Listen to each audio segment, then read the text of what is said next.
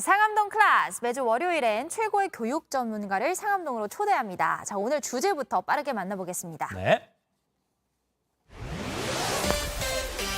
읽었는데 모르겠어. 이 문해력 격차를 줄이는 방법은 최근에 아이들의 문해력 문제가 많이 나와요. 네, 많이 네. 나오죠. 또 학부모시니까 잘 알 텐데 글을 읽지만 이해하지 못하는 아이들이 많다는 거죠. 네, 또 개인을 넘어서 이게 사회적인 문제로도 비춰지고 있습니다. 우리 아이들의 이 문해력 교육은 어떻게 해야 하는지 문해력에 대한 모든 것들 오늘 알려주실 분 모셨습니다. 대한민국 아동 문해력 최고 전문가로 꼽히는 분이죠. 집집마다 이분 책으로 공부하는 학부모님들도 많으세요. 서울대 아동가족학과 최나야 교수님 모셨습니다. 안녕하세요. 안녕하세요. 반갑습니다. 일단은 좀 개념부터 잡고 갈게요. 저도 뭐 온라인에서 문해력 많이 듣는데 대체 이 문해력이라는 게 뭔가요? 짧게 좀 설명해 주시면. 네, 가장 좁은 의미로는 글을 읽고 쓸 수 있는 능력을 말하죠. 네. 그런데 이제 깊이 있게 이해하는 부분, 여기에 초점이 있기 때문에 문해력이라고 부릅니다. 물론 이해하는 거. 네, 뭐 의사소통 능력 전체를 얘기하기도 하고요. 요즘은 뭐 정보문해, TV문해, 기술문해 이런 식으로 우리가 이제 현대사회에서 살아갈 때 굉장히 중요한 이런 전반적인 어떤 기술이나 지식 이런 부분을 얘기하기도 해요. 이렇게 뭔가 기술이나 지식과 연결이 되다 보니까 문해력 빨리는 안 알겠습니다. 죄송해요. 네, 되다 보니까 이제 대부분 성적이나 공부 실력과 관련해서 이야기를 많이 하더라고요. 근데 사실은 정서랑도 관련이 있죠, 선생님. 네, 맞습니다. 사실 문해력이 좀 떨어지면 우리가 공부나 일을 잘 하기가 힘들어요. 그럴 때 어떻게 되나요? 자신감 떨어지고. 위축돼요. 네, 네. 효능감이라는 것도 좀 낮아지죠. 이런 부분도 정서고 또 하나는 이제 문해력이 낮게 되면 우리가 말이나 글을 잘 이해하지 못하기 때문에 오해가 생겨요. 그럼 대인관계에서의 문제가 나타나기 때문에 이건 역시 정서로 연결된다고 볼 수 있습니다. 정서까지. 그러니까 한글만 떼면 끝일 줄 알았는데 갈 길이 한참 남았습니다. 이 미리 말씀드리면 본방송 끝나고 또 유튜브 상클 2교시로도 최 교수님이 계속 만나뵐 텐데요. 지금부터 유튜브 JTBC 뉴스 계정 들어오셔서 채팅창에 질문 많이 남겨주시면요. 이따가 답변 함께 들어보도록 하겠습니다. 네. 우리 아이들의 문해력 키우는 방법 키워드와 함께 하나씩 그러면 풀어보겠습니다. 첫 번째 키워드 보여주세요.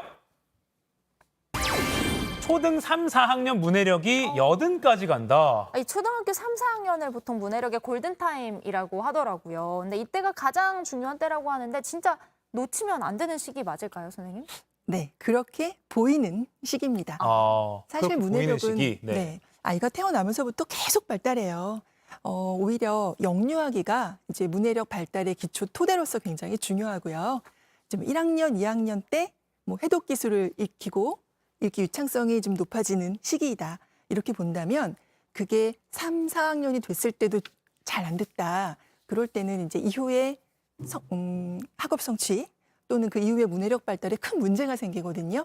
그래서 이때가 가장 중요해 보이는 시기인데 사실은 모든 시기가 다 중요합니다. 모든 시기가 중요하다. 그러면 3, 4학년 뭐 이미 지나서 어떡하지라고 이런 학부모님들도 있을 수 있는데 그럼 언제든 마음만 먹으면 문해력을 키울 수 있는 건가요? 그럼요. 뭐 5, 6학년, 청소년 다 중요하고요.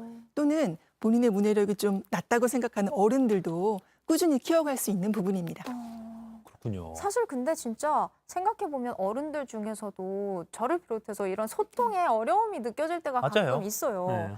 근데 진짜 뭐 이렇게 생각해보면 3살 때쯤 이제 글 떼고 책 읽고 이런 친구들이 요즘은 많잖아요. 네. 그런데 이게 무슨 내용이야 하고 물어보면 대답은 막상 잘 못하는 그런 경우가 있을 수 있거든요. 근데 이런 아이들의 문해력 수준을 어떻게 결정할 수 있어요? 그냥 이렇게 설명을 못하면 너 문해력이 낮아라고 할 수 있는 건가요? 발달 단계별로 좀 다르겠죠. 이 문해력의 핵심이 아까 이해라고 말씀드렸죠. 네. 그래서 일단 이해가 잘 이루어지고 있는지를 가정에서도 좀 살펴보실 수가 있어요. 그러니까 아이가 말을 듣고 심부름을 제대로 해내는지 또는 책을 읽어줬을 때 그 어떤 인과관계, 사건의 흐름 또는 전반적인 줄거리 같은 거를 파악해낼 수 있는지 또는 이제 학생이 교과서에 나와 있는 문제를 보고 그 내용을 이해하는지 이런 부분을 보시면 아이의 문해력이 잘 성장하고 있는지를 확인하실 수 있어요. 네. 그럼 이렇게 확인을 했다면 다음은 뭘 해야 될지 두 번째 키워드와 함께 알아보겠습니다. 보여주시죠. 쑥쑥 크는 문해력, 책 읽는 방법에 답이 있다. 본론입니다. 책 읽는 방법. 그럼 따로 뭐 있는 거 그냥 뭐 재밌는 책 보면 되나요? 어떻게 해야 돼요? 네. 일단 책을 무턱대고 많이 읽는 것은 답이 아니에요. 아, 그래요? 네. 다독이 답이 아니라는 거죠? 네, 우리나라 아이들 중에 어릴 때 책을 엄청 많이 읽었는데도 문해력이 좋지 않은 아이들이 굉장히 많이 있습니다. 네. 그러니까 혼자서 읽는 초등학생 이 정도 됐으면 일단은 집중해서 읽을 수 있는지가 굉장히 중요해요. 근데 그러려면 어때야 될까요? 책이 흥미진진하고 재미있어야 돼요. 네. 그래야 독서의 재미를 먼저 느끼게 되겠죠. 그런 다음에 이제 자기한테 맞는 그런 속도로 읽어가는 연습이 이제 이때부터 많이 필요하긴 합니다. 네. 근데 이제 아이들은 어때요? 자기가 잘 이해하고 있는지에 대해서 잘 파악하기 어려워요. 예. 그래서 그것을 도와주는 게 바로 옆에 있는 어른의 질문입니다. 그러면은 이제 아이가 책을 읽거나 모르는 단어가 있거나 혹은 내용을 어려워할 때 옆에서 부모님들이 같이 읽어주고 질문을 해주고 이렇게 리드를 해주시면 되는 건가요? 그렇죠. 이제 그걸 통해서 아이들이 더 깊이 있게 이해하지 못했던 부분을 위로 끌어올려서 굉장히 잘 이해할 수 있게 되는 거기 때문에 어른의 도움이 절대적이라고 볼 수 있어요. 저는 왜냐하면 혼자 스스로 자꾸 생각하고 읽도록 훈련을 시켜야 되는 게 아닐까라고 생각을 했었거든요. 네. 그러면 엄마가 읽어주는 것과 아이 혼자 읽는 것과 이 효과가 차이가 있나요? 뭐가 더 중요한가요? 그것도 역시 발달 단계별로 좀 다른데요. 네. 이제 아이들의 경우에는 혼자서 읽고 싶어 할 때가 와요. 그럴 때가 오면 혼자 읽는 게 좋고요.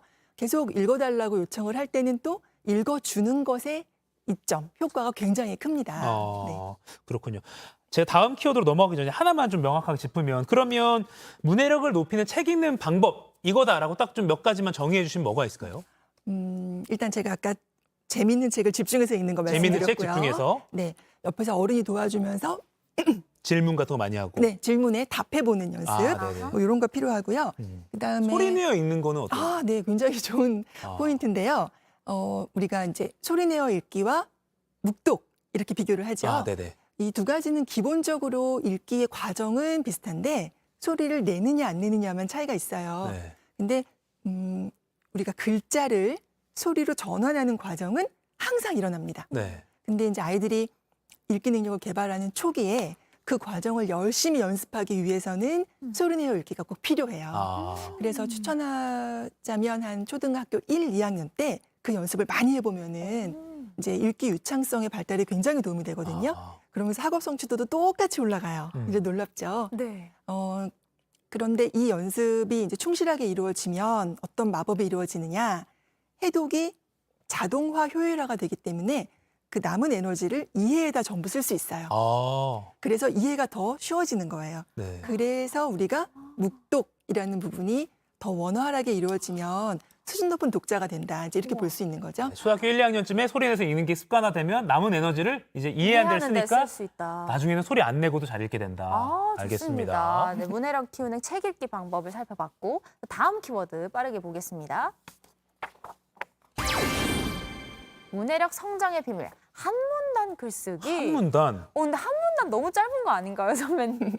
진짜 이게 문해력을 키울 수 있어요? 물론입니다. 사실은 더 짧은 단위, 문장으로도 도움이 되는데요. 그래서 초등학교 1, 2학년생 정도라면 그냥 질문에 맞는 문장을 한 번씩 써보는 것만으로도 이제 글쓰기 그리고 문해력의 성장에 아주 도움이 되고요. 한 3학년쯤 이때 이제 문단이 뭔지 배우거든요. 빠르죠? 그때부터는 문단 쓰기 연습을 가끔씩 하면 글쓰기의 밑바탕이 아주 탄탄해져요. 왜냐하면 이게 생각을 전달하는 기본 단위잖아요. 네. 중심 문장 하나가 있고 이거를 뒷받침해주는 뒷받침 문장들이 한 두서너 개? 네. 그럼 문단이 되죠. 그렇죠. 그래서 그 연습을 해보면 하나의 생각을 어떻게 효율적으로 글로 정리해 쓸 수 있는지가 연습이 되거든요. 이 연습이 꾸준히 되면 한 5, 6학년쯤 됐을 때는 글 한 편을 또 한 서너 문단으로 아주 완결성 있게 쓸 수가 있어요. 근데 집에서 자, 나는 떡을 썰 테니 너는 글을 써봐라. 이렇게 하면 아이들이 쓸까요? 아니죠. 어색하잖아요. 제가 먼저. 네. 그래서 책을 같이 읽고 가정에서 그 책마다 약간씩 다른 접근 주제로 그냥 한 문단 글쓰기 요거를 연습하는 어떤 이벤트를 만들어 보시면 굉장히 효과적이에요. 그러니까 한문 단위면 문장 하나와 그걸 뒷받침하는 두세 개의 문장 정도. 한 예. 서너 문장만 쓰면 되는 거네요, 어떻게 네, 보면. 그쵸. 그렇군요. 근데 소위 뭐 첨삭이라고 하잖아요. 그 문장이 잘못된 문장은 없는지 혹은 이 내용상 뭐 논리가 명확한지 이런 것들은 부모님이 옆에서 지도를 해주는 게 좋은가요? 안 하시는 것보다 해주시는 게 좋죠. 그렇지만 뭔가 비판적인 태도로 예, 빨간 펜 선생님이 되시기보다는 빨간 펜 네. 선생. 이게 아이들이 처음부터 끝까지 창조해낸 결과물이잖아요. 네. 그러니까 그 글에 대해서는 그냥 정말 감탄해 주시는 역할. 칭찬을 네, 많이. 그게 꼭 필요해요. 그래서 어떤 거는 좀 냉장고에도 붙여주시고 또 이렇게 작품집도 만들어주시고 또는 가족 내에서 낭독회를 그 글로 하면 소리내어 읽기 훈련이 자연스럽게 되겠죠. 너무 좋은 낭독회까지. 좋네요. 한 번도 생각해보지 네. 못했어요. 근데 아이들이 대뜸 이제 글 쓰라고 하면은 뭐 책은 읽었는데 나 이거 기억 안 나서 못 쓰겠어 뭐 이런단 말이죠. 이럴 때는 좀 어떻게 하는 게 좋을까요? 어른도 글 쓰라고 그러면 막막한 건 똑같잖아요. 맞아요. 근데 아이들은 아직 경험이 적기 때문에 더 그렇습니다. 아이들의 글쓰기에서는 마중물이 꼭 필요해요. 근데 그게 바로 어른의 질문입니다. 질문. 네. 그래서 부모님이 같이 책을 읽어보셨다면 어떤 질문이 이 책에서 나올 수 있을지에 대해서 좀 감이 오세요. 그래서 그걸 가지고 질문을 던지셨을 때 그에 맞는 생각을 아이들이 이렇게 하거든요. 네. 그게 바로 사고력이 크는 순간이에요. 그래서 그 질문에 대해서는 이렇게 답하고 싶은데 그러니까 만들어질 텐데 그거를 말해보게 하시는 거예요. 아이들의 글쓰기는 사실은 말부터 시작을 하거든요. 네. 그래서 그 말을 해본 것을 정리해서 써보는 거. 그게 바로 이제 문단 쓰기를 쉽게 하는 그런 방법이 될 거예요. 네. 초등학교 3, 4학년이 중요하지만 언제든 할 수 있고 1, 2학년은 소리 내서 읽는 게 중요하고 네. 그리고 한 문장 정도 그러니까 중심 문장과 그걸 뒷받침하는 문장 두세 개에서 한 서너 문장 써보기 그리고 부모님은 좋은 질문해보기 예. 이렇게까지 좀 정리를 해봤고 저희가 오늘 물어볼 게 너무 많은데요. 네. 그래서 아까 말씀드린 대로 유튜브로 바로 또 이어집니다. JTBC 뉴스 계정으로 들어오시면 됩니다. 우리 최나혜 교수님 조금만 더 기다려 주십시오. 고맙습니다. 고맙습니다.